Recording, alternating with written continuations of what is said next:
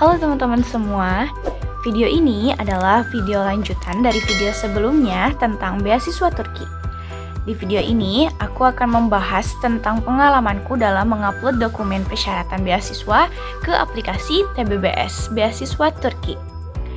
Aku akan coba mengurutkan dari yang pertama aku upload sampai yang terakhir, dokumen yang menurutku berperan dalam proses seleksi berkas. Jadi, ikutin videonya sampai akhir ya, teman-teman. Dokumen pertama dan yang paling penting adalah identity card.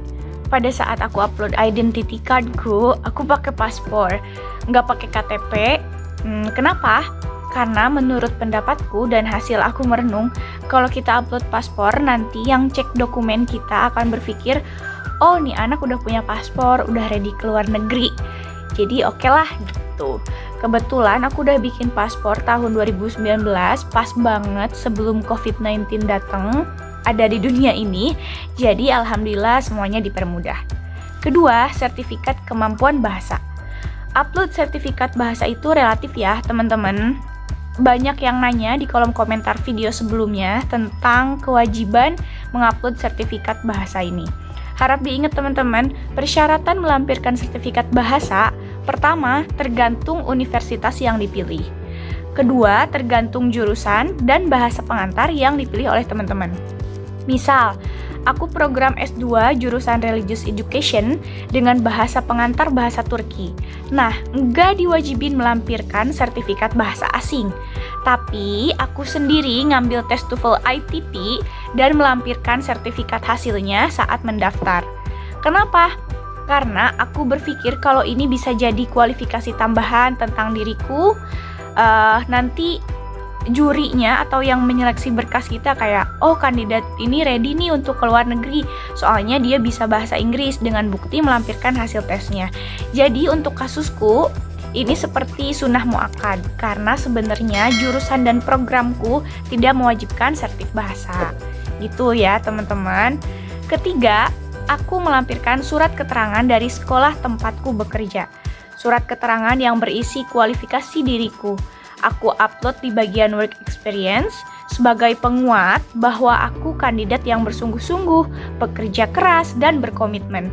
Selain itu, ini juga penting banget, upload CV teman-teman. Jangan lupa update CV-nya, kurikulum vitae, make it as the best one. Kemudian, keempat, di bagian educational background, aku melampirkan ijazah dan transkrip nilai dari SMP sampai S1, karena aku kan di sini daftar S2. Tapi yang aku terjemahkan hanya ijazah dan transkrip nilai yang S1 saja. Kalau bisa pakai penerjemah tersumpah agar lebih meyakinkan. Kemudian, aku juga melampirkan sertifikat sebagai siswa terbaik dari tingkat SMP sampai tingkat S1 di bagian educational background ini. Kenapa ijazah dan transkrip harus dalam bahasa Inggris? Ya, karena yang menilai dokumen kita nggak ngerti bahasa Indonesia. Dan kelihatannya sih lebih siap aja.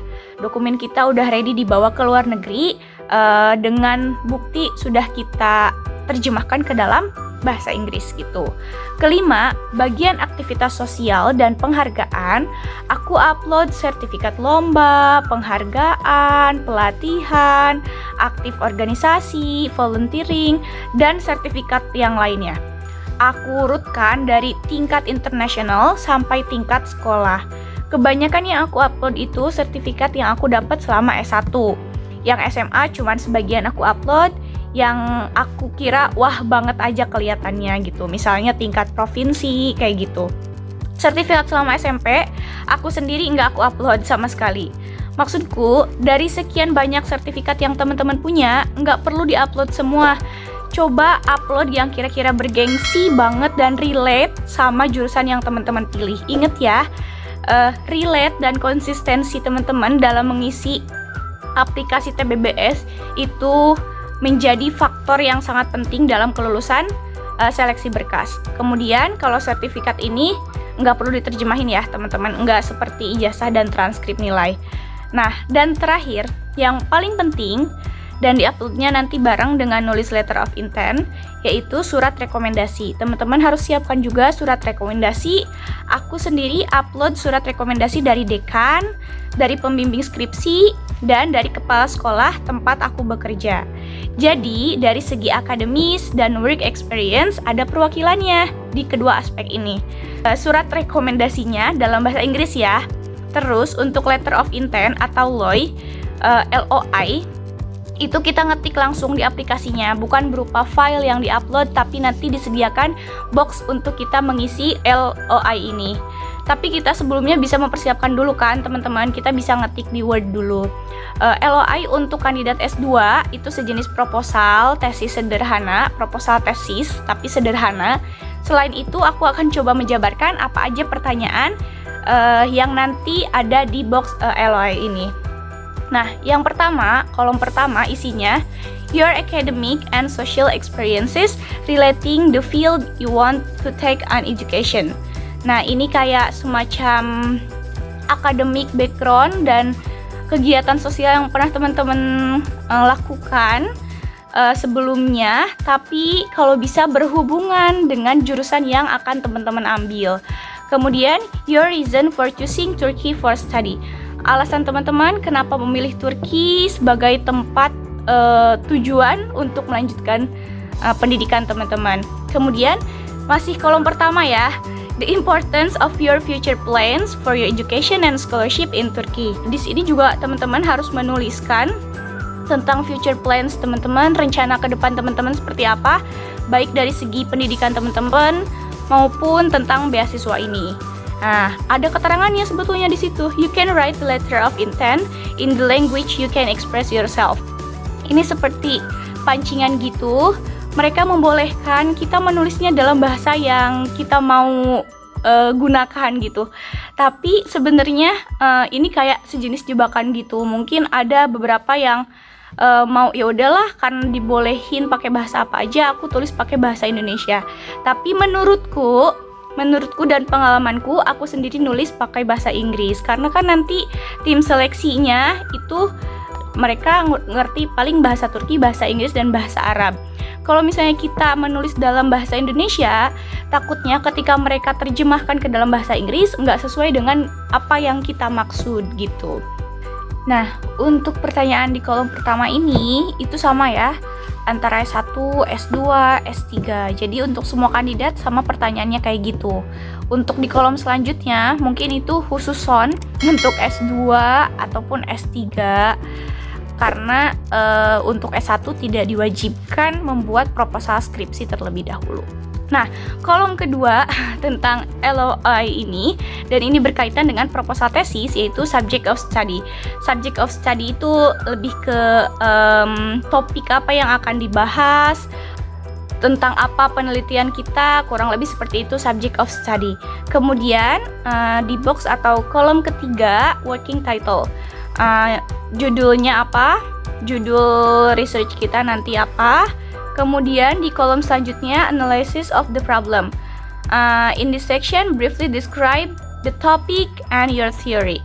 Jadi di kolom ini kita bisa menuliskan topik kita apa, sama teori yang kita ambil itu apa. Kemudian kolom selanjutnya, research method. Ya teman-teman udah tahu sendiri metode penelitian apa aja yang teman gunakan nanti. Kemudian general structure of the study, seperti misalnya bab 1 apa aja isinya, bab 2 apa isinya gitu kurang lebih. Kemudian yang penting juga academic contribution of the study. Kontribusi akademiknya apa nih penelitian teman-teman nanti ke depannya gitu.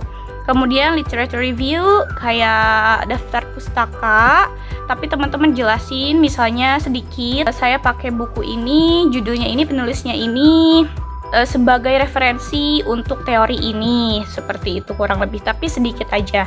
Kemudian di kolom terakhir yang gak kalah pentingnya juga, kolom tentang if you have a subject in your application document that you think it's not clear enough and you want to explain, or if you want to draw the attention of the evaluate committee, please briefly explain in this section. You can write the description in the language you can express yourself. Lagi-lagi dituliskan, kalian boleh menuliskannya pakai bahasa apapun yang kalian mau, tapi seperti biasa saranku lebih baik menggunakan bahasa Inggris. Di kolom ini teman-teman bisa isi dengan penjelasan lebih lanjut tentang dokumen yang diupload, tentang kualifikasi diri. Pokoknya ini explanation section untuk menambah ketertarikan juri terhadap teman-teman. Nah, teman-teman, kayaknya untuk pembahasan mengisi bagian LOI ini aku akan bahas di video selanjutnya biar lebih detail, insya Allah. So, untuk sekarang sekian dulu videonya. Teman-teman bisa nyicil satu persatu, disiapkan dokumennya, karena insya Allah kalau nggak ada halangan Januari tahun 2022 beasiswa akan segera dibuka. Thank you, see you, love you, and bye.